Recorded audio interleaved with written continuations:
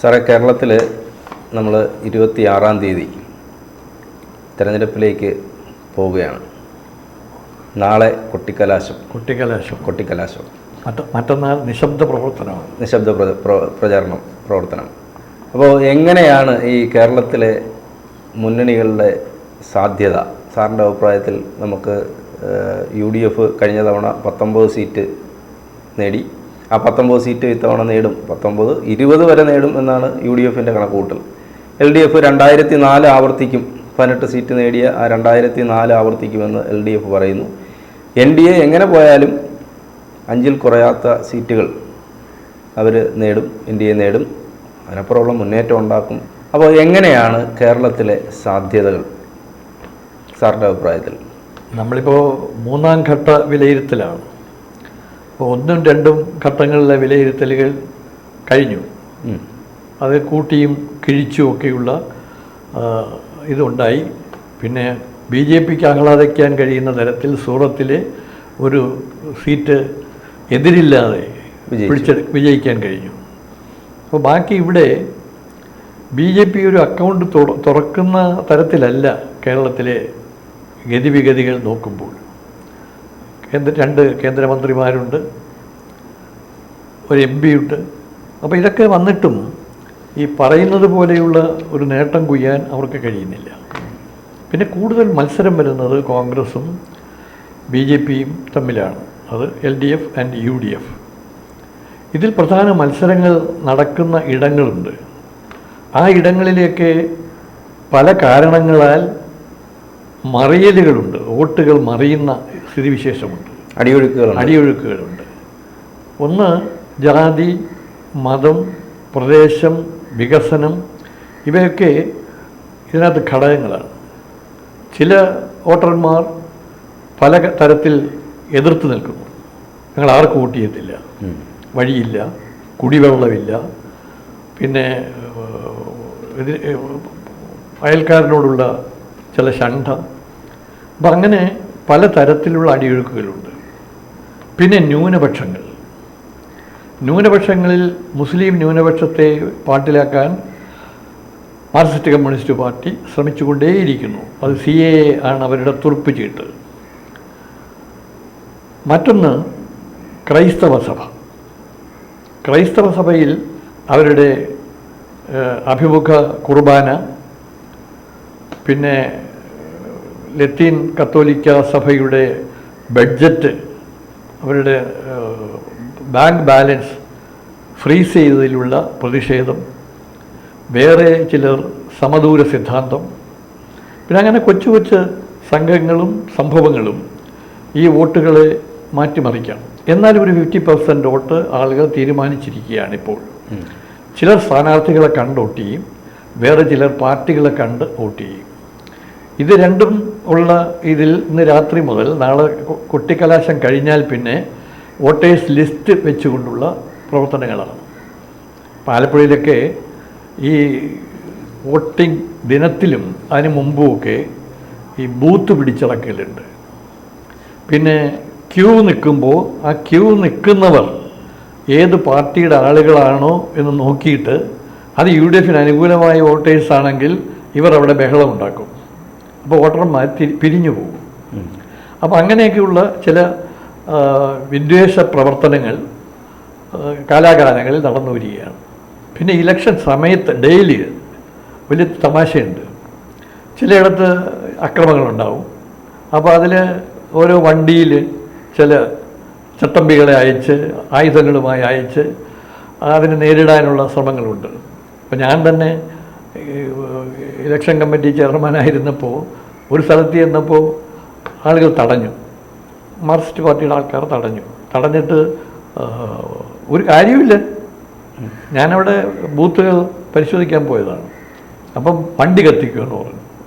അപ്പോൾ ഞാൻ പെട്ടെന്ന് ചൂടാവുന്ന ഒരാളായതുകൊണ്ട് വണ്ടി അവിടെ ഇട്ടിട്ട് ഡ്രൈവറോട് പറഞ്ഞു നമുക്ക് പോകാമെന്ന് പറഞ്ഞു. ഞങ്ങൾ ഓട്ടോയിൽ കയറി ഇലക്ഷൻ കമ്മിറ്റി ഓഫീസിലേക്ക് പോയി. പിന്നെ അവർ വണ്ടി തിരിച്ചുകൊണ്ട് തരികയായിരുന്നു. അപ്പോൾ ഇങ്ങനെയുള്ള ചില ഘടകങ്ങളുണ്ട്. അപ്പോൾ ഞാൻ ചോദിക്കുന്നത് UDFന് ഇത്തവണ എത്ര സീറ്റ് കിട്ടുമെന്നാണ് സാറ് വിചാരിക്കുന്നത്? UDFന് 17 മുതൽ 20 വരെ സീറ്റുകൾ കിട്ടാം. അങ്ങനെ ഒരു നിഗമനത്തിൻ്റെ ഏത് നിഗമനത്തിൻ്റെ അടിസ്ഥാനത്തിൽ സാറേ അങ്ങനെ? അത് LDFന് വിരുദ്ധമായ ഒരുപാട് വികാരങ്ങളുണ്ട്. ഇപ്പോൾ തന്നെ തൃശ്ശൂർ പൂരം, അത് പോലീസിൻ്റെ ഇടപെടൽ, അത് തൃശ്ശൂർ പൂരത്തെ കലക്കി. അപ്പോൾ പോലീസിൻ്റെ ഇടപെടലാണ്. പോലീസ് ആരുടേതാണ്? മുഖ്യമന്ത്രിയുടേതാണ്. അപ്പോൾ അതിനെതിരായ ഒരു ഭക്തജനങ്ങളുടെ ഒരു വികാരം അവിടെ കത്തി നിൽക്കുകയാണ്. പിന്നെ പാനൂരിൽ ബോംബ് പൊട്ടിയത്, ആരെ കൊല്ലാൻ, എന്തിനു കൊല്ലാൻ, എപ്പോൾ കൊല്ലാൻ എന്ന ഒരു ആശങ്ക ഉള്ളതുകൊണ്ട് അതും വടകരയിൽ പ്രതിഷേധങ്ങൾ ഉയർത്തിക്കൊണ്ടിരിക്കുന്നു. പിന്നൊന്നുള്ളത് അപവാദ പ്രചരണങ്ങൾ. ഇപ്പോൾ ശൈലജ ടീച്ചർ പറയുന്നു, ശൈലജ ടീച്ചറിൻ്റെ മുഖം മോർഫ് ചെയ്തു എന്ന് നേരത്തെ പറഞ്ഞു, ഇപ്പോൾ അത് പറയുന്നില്ല. ഇപ്പോൾ പോസ്റ്ററിലെ ബോർഡുകളിലെ മുഖം മാറ്റി മറ്റ് ഇത് വെക്കുന്നു, അതാണ് എൻ്റെ പരാതി എന്ന് പറഞ്ഞു. അപ്പോൾ അങ്ങനെ പല തരത്തിൽ ഈ പ്രവർത്തിക്കുമ്പോൾ ആ പ്രവർത്തനങ്ങളൊക്കെ തിരിച്ചടിക്കും. അങ്ങനെ തിരിച്ചടിക്കുന്ന സംഭവ പരമ്പരകളാണ് ഇപ്പോൾ പലയിടത്തും ഉണ്ടായിക്കൊണ്ടിരിക്കുന്നത്. പിന്നെ ഇപ്പോൾ ഇവിടെ തന്നെ രാജീവ് ചന്ദ്രശേഖരനെതിരായി പന്ന്യൻ രവീന്ദ്രൻ്റെ ആൾക്കാർ ഉന്നയിക്കുന്ന ചില ആരോപണങ്ങളുണ്ട്. പണം കൊടുത്തു, വോട്ട് പിടിക്കാൻ പോയി എന്ന് പറഞ്ഞിട്ട് ഒരു ആരോപണം. അതുപോലെ തന്നെ ആറ്റിങ്ങലിൽ അടൂർ പ്രകാശിൻ്റെ മകൻ്റെയോ മകളുടെയോ പിതാവ്, ഭാര്യ പിതാവ് അല്ലെങ്കിൽ ഭർത്താവിൻ്റെ പിതാവ് ഒരു ബിജു രമേശൻ അവിടെ ചെന്നപ്പോൾ അയാളെ തടഞ്ഞു നിർത്തി, പണം കൊടുക്കാനാണെന്ന് പറഞ്ഞിട്ട്. അപ്പോൾ അങ്ങനെ കൊച്ചു കൊച്ചു കാര്യങ്ങളുടെ പേരിൽ അലോസരം ഉണ്ടാക്കുകയാണ്. സമാധാനപരമായ ഒരു തെരഞ്ഞെടുപ്പ് ഒരു കാലത്തും ഉണ്ടായിട്ടില്ല. വേറെ ചിലതുണ്ട്. ഇപ്പോൾ ചിലയിടത്ത് ചെന്ന് കഴിഞ്ഞാൽ ആലപ്പുഴ കൈനഗിരി എന്ന് പറയുന്ന സ്ഥലമുണ്ട് കുട്ടനാടിൽ. ആ കൈനഗിരിയിൽ ഈ പോളിംഗ് ഏജൻറ്റന്മാർ ചെല്ലുമല്ലോ. ആ പോളിംഗ് ഏജൻറ്റന്മാരെ ആദ്യമേ തന്നെ മറ്റു പാർട്ടിക്കാരുടെ അതാണെങ്കിൽ തല്ലി ഓടിക്കും. പിന്നെ പോളിംഗ് ഓഫീസർമാർ, ആ ഓഫീസർമാർ വന്ന ഉടനെ അവരോട് പറയും, നിങ്ങൾക്ക് മാന്യമായിട്ട് തിരിച്ചു പോകണോ അതോ ഈ ആറ്റിൽ ചാടണോ എന്ന് പറഞ്ഞിട്ടാണ് പേടിപ്പിക്കുന്നത്. അത് നമുക്ക് ഈ കഴിഞ്ഞ തവണ രാഹുൽ ഗാന്ധി പ്രധാനമന്ത്രിയാകുമെന്ന കണക്കൂട്ടലിലാണ് വലിയൊരു ശതമാനം ആളുകൾ UDFന് അനുകൂലമായി വോട്ട്. വലിയ തരംഗമായിരുന്നല്ലോ കഴിഞ്ഞ പ്രാവശ്യം, പ്രതീക്ഷിക്കാത്ത ഇടങ്ങളിൽ പോലും വിജയമുണ്ടായി. ഇത്തവണ അങ്ങനൊരു തരംഗം ഇല്ലല്ലോ. അപ്പം ഈ 19 മുതൽ 20 വരെ സീറ്റ് കിട്ടും എന്ന് പറയുന്നതിന് പ്രത്യേകിച്ച് കോൺഗ്രസിൻ്റെ ഒരു സംഘടനാ സംവിധാനം കേരളത്തിൽ വലിയ കുഴപ്പമില്ലാതെ പോകുന്നുണ്ടെങ്കിലും താഴെ തട്ടിൽ ആ പ്രവർത്തനം മികവുണ്ടോ? നേതാക്കന്മാർക്കിടയിൽ അതുണ്ടാവാം, പക്ഷെ താഴെ തട്ടിൽ ഉണ്ടോ? താരതമ്യേന മാർക്സിസ്റ്റ് കമ്മ്യൂണിസ്റ്റ് പാർട്ടിയുടേതുപോലെ താഴെ തട്ടിൽ മികവുറ്റൊരു പ്രവർത്തനം നടക്കത്തില്ല. BJPക്ക് നടക്കത്തില്ല, UDFന് നടക്കത്തില്ല, അത് സത്യമാണ്. പക്ഷേ BJPക്ക് കൃത്യമായ ഒരു സംവിധാനമുണ്ട്. പോലെ തന്നെ ഒരു കൃത്യമായി ആ സംവിധാനം ഉണ്ടെങ്കിലും സംവിധാനം കീഴത്തട്ടിൽ നടക്കുന്നില്ല. കാരണം RSSന് പ്രത്യേകമായ ഒരു അജണ്ടയാണ്. അവരാവശ്യമില്ലാത്ത കാര്യത്തിൽ രാഷ്ട്രീയത്തിൽ ഇടപെടാനോ അല്ലെങ്കിൽ വീടുകൾ കയറി വോട്ട് ക്യാൻവാസ് ചെയ്യാനോ പോകുന്നില്ല എന്നുള്ളതാണ് ഒരു കാര്യം. അപ്പോൾ ഇവിടെ ഈ ജനങ്ങളുടെ 50% ആൾക്കാർ പാർട്ടി നോക്കാറില്ല. അന്നുണ്ടാകുന്ന പ്രശ്നങ്ങളുടെ അടിസ്ഥാനത്തിലാണ് അവർ തീരുമാനമെടുക്കുന്നത്. ആ തീരുമാനങ്ങളുടെ അടിസ്ഥാനത്തിലാണ് വോട്ട് ചെയ്യുന്നത്. അപ്പോൾ 50% അങ്ങനെയാണ്. ബാക്കി 50% പാർട്ടി പ്രവർത്തനം നടത്തുന്നവരും പാർട്ടി പ്രവർത്തകരും. അപ്പോൾ അവരുടെ തീരുമാനം ഉറച്ചതാണ്. പക്ഷേ ഈ പിന്നെ വോട്ട് ചെയ്യാൻ പോകാത്തവരുണ്ട്, നോട്ടാക്കാരുണ്ട്. ചെറുപ്പക്കാർക്ക് ഇപ്പോൾ വിമുഖതയുണ്ടായിട്ടുണ്ട്. അപ്പോൾ ഇപ്പോൾ ഉള്ള ഒരു കണക്ക് വെച്ച് കോൺഗ്രസ്സിന് ജയിക്കാൻ കഴിയുന്ന ഒരുപാട് മണ്ഡലങ്ങൾ, ഇപ്പോൾ തിരുവനന്തപുരം, ആലപ്പുഴ, തൃശ്ശൂർ, വടകര, ആലത്തൂർ, ആറ്റിങ്ങൽ, ഇവിടെയൊക്കെ കോൺഗ്രസ്സിന് ജയിക്കാൻ കഴിയുന്ന ഒരു അടിത്തറ ഉണ്ടാക്കി കഴിഞ്ഞിട്ടുണ്ട്. ആ അടിത്തറയുടെ അടിസ്ഥാനത്തിലാണ് ഞാൻ പറയുന്നത് ഒരു 17 മുതൽ 20 വരെ സീറ്റുകൾ UDFന് കിട്ടാം. പക്ഷേ ആലത്തൂർ, അതുപോലെ വടകര, അതുപോലെ പാലക്കാട്, കാസർഗോഡ്, തൃശ്ശൂരൊക്കെ LDF അവരുടെ അക്കൗണ്ടിൽ വെച്ചിരിക്കുകയാണ് ജയിക്കും എന്ന് ഉറപ്പായും വിശ്വസിക്കുന്ന അവരുടെ അക്കൗണ്ടിൽ വെച്ചിരിക്കുന്നെങ്കിൽ പോലും സീറ്റുകളാണ് അതൊക്കെ. സ്ത്രീകൾ തീരുമാനിക്കുന്നതിനനുസരിച്ചാണ് വോട്ടുകൾ വരിക. സ്ത്രീകളാണ് കൂട്ടത്തോടെ വോട്ട് ചെയ്യുന്നത്. ആലത്തൂരിൽ പെങ്ങളൂട്ടി എന്നൊക്കെ പറഞ്ഞിട്ട് ആ പെൺകുട്ടി രമ്യയെ കൊണ്ട് പാട്ട് പാടിച്ച് പാട്ടുപാടിയാ ജയിക്കും എന്നാണ്. പാട്ടുപാടിയാ ജയിക്കും. പാട്ടുപാടി ആളുകൾക്കിടയിലേക്ക് ചെന്ന് അപ്പോൾ സ്ത്രീകളും യുവതികളും ചെറുപ്പക്കാർക്കുമൊക്കെ ഒരു ഹരമാണ്. അത് രാഷ്ട്രീയ വൈരുദ്ധ്യത്തെക്കാൾ അധികമായി ഒരു ഹരമാണ്. പിന്നെ അവിടെ മത്സരിക്കുന്നത് മന്ത്രിയാണ്. ആ മന്ത്രി തോറ്റാലും മന്ത്രിയാവുകയോ MLA ആയി തുടരുകയോ ചെയ്യാം. പിന്നെ ജയിച്ചാൽ എന്താണ് ചെയ്യാൻ കഴിയുക, എന്താണ് ചെയ്തിട്ടുള്ളത് എന്നതിനെക്കുറിച്ചുള്ള ആശങ്ക ആലത്തൂർക്കാർക്കുണ്ട്. പാലക്കാട് ശ്രീകണ്ഠനാണ്. പാലക്കാട് ഇച്ചിരി ടൈറ്റാണ്. പാലക്കാട് NDAക്ക് വിജയസാധ്യതയുള്ള വലിയ മുന്നേറ്റം നടത്തും. തൃശ്ശൂർ, പാലക്കാട്, ആറ്റിങ്ങൽ, തിരുവനന്തപുരം തുടങ്ങിയ മണ്ഡലങ്ങളൊക്കെ, ആലപ്പുഴയിൽ വലിയ മുന്നേറ്റം ശോഭാ സുരേന്ദ്രൻ നടത്തിയിട്ടുണ്ട്. അപ്പോൾ അതൊക്കെ ശോഭാ സുരേന്ദ്രൻ നടത്തിയിട്ടുള്ളത് ശരിയാണ്. പക്ഷേ അതിനേക്കാളധികമായി അവിടെ KC വേണുഗോപാലിന് ഒരു അക്സെപ്റ്റൻസ് ഉണ്ട്. പിന്നെ മുസ്ലിം വോട്ടർമാർ, എല്ലാ മുസ്ലിം വോട്ടർമാരും ആരിഫിന് വോട്ടിയത്തില്ല. പിന്നെ അവരൊരു നിർണായക ഘടകമാണ് ആലപ്പുഴ കോൺസ്റ്റിറ്റ്യുവൻസിയിൽ മുസ്ലിം വോട്ടേഴ്സ്. പിന്നെ ലത്തീൻ കത്തോലിക്ക വോട്ടേഴ്സ് അവർ ഒരു പ്രധാന ഘടകമാണ്. പിന്നെ ധീവര വോട്ടേഴ്സ് ഇതൊരു പ്രധാന ഘടകമാണ്. പിന്നെ ഈഴവരാണ് അവിടെ ഭൂരിപക്ഷം.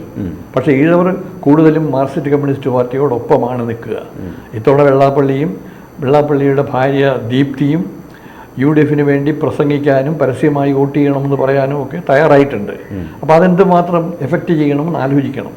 പിന്നൊരു കാര്യം, BDJSന്റെ സ്ഥാനാർത്ഥി ആലപ്പുഴയില്ല. ആലപ്പുഴ UDFന്റെ സ്ഥാനാർത്ഥിയാണ്. BDJS ഒരു കാര്യമില്ല, കാരണം കോട്ടയത്തൊക്കെ തോറ്റു തുന്നം പാടും. പിന്നെ മാവേലിക്കര ഒരു പ്രയോജനമില്ല. പിന്നെ എന്തിനാണ് അവർ നിർത്തുന്നതെന്ന് മനസ്സിലാവുന്നില്ല. അപ്പം ചിലർ പറയുന്നത് പണത്തിന് വേണ്ടിയാണ്. പിന്നെ സീറ്റുകൾ സീറ്റ് വിൽക്കുകയാണ് എന്നൊക്കെ പറയുന്നുണ്ട്. ഘടകകക്ഷിക്ക് സീറ്റ് കൊടുക്കുക എന്നുള്ള ഒരു നയമാണ്. പക്ഷെ അത് ജയിക്കാൻ കഴിയുന്ന കാൻഡിഡേറ്റ്സിനെ നിർത്താമല്ലോ. ഈഴവരുടെ വോട്ട് പൂർണ്ണമായി ശേഖരിക്കാൻ കഴിയുമെന്ന അടിസ്ഥാനത്തിലാണ് BDJSനെ നിർത്തിയിരിക്കുന്നത്. അപ്പോൾ അത് BDJSൻ്റെ ഒറ്റ കാൻഡിഡേറ്റും ജയിക്കത്തില്ല. പിന്നെ നിർത്തിയിരിക്കുന്ന ഡയറക്റ്റ് BJP കാൻഡിഡേറ്റ്സ് ഉണ്ട്. അത് തൃശ്ശൂരിൽ ഇപ്പോൾ ഒരു പ്രതീക്ഷയ്ക്ക് വക കൊടുത്തുകൊണ്ട് സുരേഷ് ഗോപി മുന്നോട്ട് വന്നിട്ടുണ്ട്. എന്നാലും അവിടെ സുരേഷ് ഗോപിയേക്കാൾ മുമ്പിൽ മുരളീധരനുണ്ട്, പിന്നെ സുനിൽകുമാറുണ്ട്. അപ്പോൾ അവിടെ നല്ല ടൈറ്റ് ഫൈറ്റാണ്. അവസാന നിമിഷത്തിൽ മാത്രമേ, വോട്ടെണ്ണി കഴിയുമ്പോൾ മാത്രമേ അവിടുത്തെ സ്ഥിതി നിശ്ചയിക്കാൻ കഴിയുകയുള്ളൂ. തിരുവനന്തപുരത്ത് ആ രീതിയിൽ നല്ല മത്സരം നടക്കുന്നുണ്ട്. അപ്പോൾ ശശി തരൂരാണ് ഇപ്പോൾ മുന്നിൽ. പിന്നെ ശശി തരൂരിൻ്റെ ഒരു കീർത്തിയും പിന്നെ വിശ്വപൗരൻ എന്ന അംഗീകാരവും ഒക്കെ വെച്ച് നോക്കുമ്പോൾ അങ്ങേര് പ്രവർത്തനത്തിൽ മുന്നോട്ട് പോകുന്നു. അതിനേക്കാളധികമായി പുതിയൊരു പ്രവർത്തന ശൈലിയും വികസന അജണ്ടയുമായി രാജീവ് ചന്ദ്രശേഖർ നിൽക്കുന്നു എന്നുള്ളത് കൊണ്ട് ഇവർ തമ്മിലാണ് മത്സരം. പന്ന്യം മൂന്നാം സ്ഥാനത്ത് പോകും. അപ്പോൾ ഇവർ തമ്മിലുള്ള മത്സരം കൊച്ചു മത്സരമല്ല. കാരണം ചെറുപ്പക്കാരെ ആകർഷിക്കാൻ, ടെക്നോക്രാറ്റുകളെ ആകർഷിക്കാൻ ഒക്കെ രാജീവ് ചന്ദ്രശേഖറിന് കഴിയുന്നുണ്ട്. അപ്പോൾ അവരൊരു പ്രതീക്ഷ വെച്ചിട്ടുണ്ട്. ഇവിടെ എന്തെങ്കിലും ഈ ടെക്നിക്കൽ വ്യവസായങ്ങൾ വരും എന്ന അർത്ഥത്തിൽ എന്തെങ്കിലും ചെയ്യാൻ കഴിയും എന്ന അർത്ഥത്തിലാണ് ആളുകൾ നോക്കിക്കാണുന്നത്. ഇപ്പോൾ പലരോടും സംസാരിക്കുമ്പോൾ അവർ പറയുന്നത് ഒന്ന് മാറ്റി ചിന്തിച്ച് നോക്കാം. ശശി തരൂരിനെയാണ് ഞങ്ങൾ പിന്തുണച്ചിരുന്നത്, ഇപ്പോൾ രാജീവ് ചന്ദ്രശേഖരനെ ഒന്ന് പരീക്ഷിച്ച് നോക്കാം എന്ന് പറയുന്നവരുണ്ട്. അപ്പോൾ ഇവിടെ ഒരു നല്ല ടൈറ്റ് ഫൈറ്റാണ്. അങ്ങനെ ആര് തോക്കും ആര് ജയിക്കും എന്ന് പറയാൻ കഴിയില്ല. അതും വോട്ടെണ്ണി കഴിയണം. അപ്പോൾ വോട്ടെണ്ണി കഴിയുമ്പോൾ നമുക്ക് ഇത് വിലയിരുത്താം. അപ്പോൾ വളരെ നന്ദി സർ. Thank you. കൂടുതൽ വാർത്തകളും വിശേഷങ്ങളും നിങ്ങളിലേക്ക് എത്താൻ ABC മലയാളം സബ്സ്ക്രൈബ് ചെയ്യുക, ബെൽ ബട്ടണും അമർത്തുക.